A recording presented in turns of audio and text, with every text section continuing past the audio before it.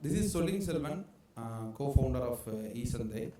And first of all, I wish to thank Chennai Angels CLIMAFIX for giving this opportunity, because I am the last entrant, last minute participant in this. So being into E-Sandhai is basically Agri-produce supply chain company, but it has a vision on its own vision to become an agri-tech company also. So we have some play in this, some part to play in this water sustainability also. So this is a video actually, but I can't able to play this. So this is a traditional supply chain of Kirana stores. What E-Sandhai does is, like, I will tell a small story. So every one of us will be somewhere from the tier 2, tier 3 city. So in every tier 2, tier 3 city, there will be numerous taluks. So in every taluks, there will be like 50s and hundreds of Kirana stores and restaurants will be there.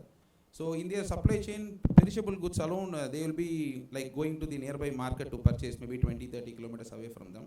So E-Sandhai what does is, we want to cut down 2 to 3 intermediates and 2 to 3 intermediate markets, almost 5 to 6 entities actually.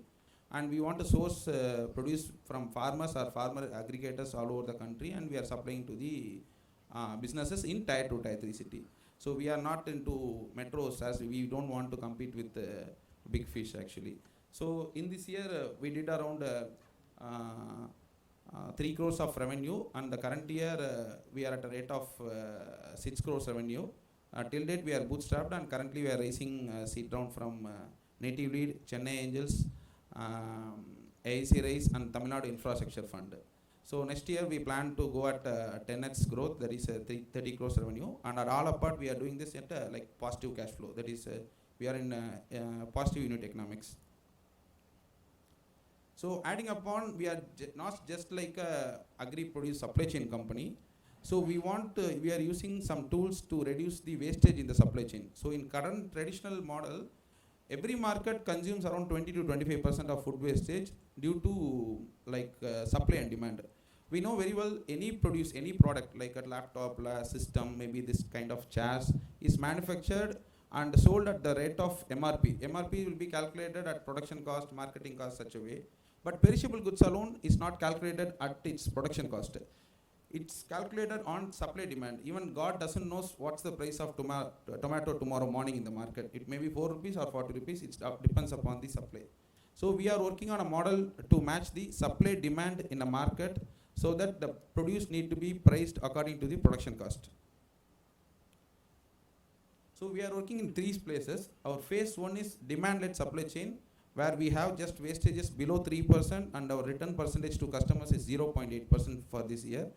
And the phase 2, what we are doing, like to match the supply demand, when the market may get some 50 loads of tomato, where the requirement will be 10 loads. That is, our demand is actually static.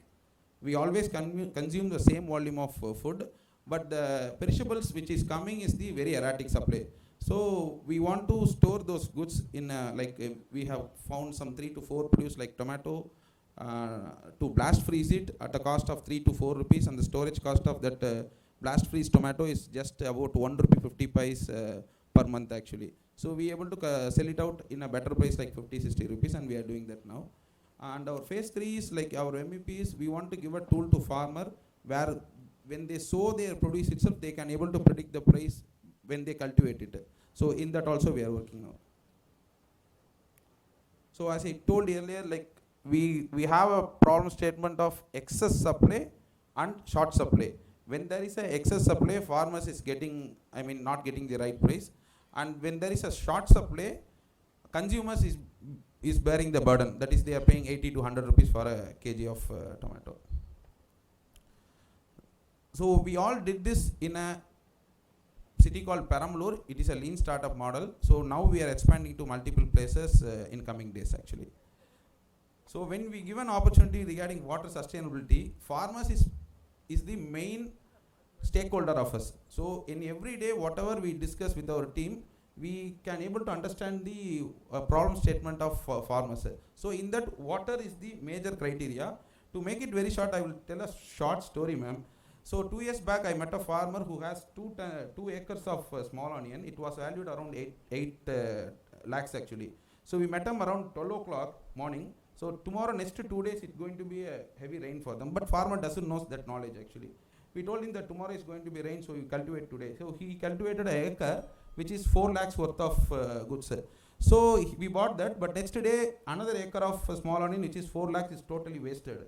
So from there on, we started to work for farmers, which is free of cost to them, because there is no revenue model in that going forward actually, not immediately. So we are giving IVRS calls and messages to him, which is cost of only 20 to 25 paise, but they are saving at a very bigger volume, that is 4 to 5 lakhs they are saving. So there is lot of things to be done. I am not going to ask for anything for E-Sandhai actually. So lot of 20 paise need to be invested to save more 4 lakhs for the farmers actually. Thank you.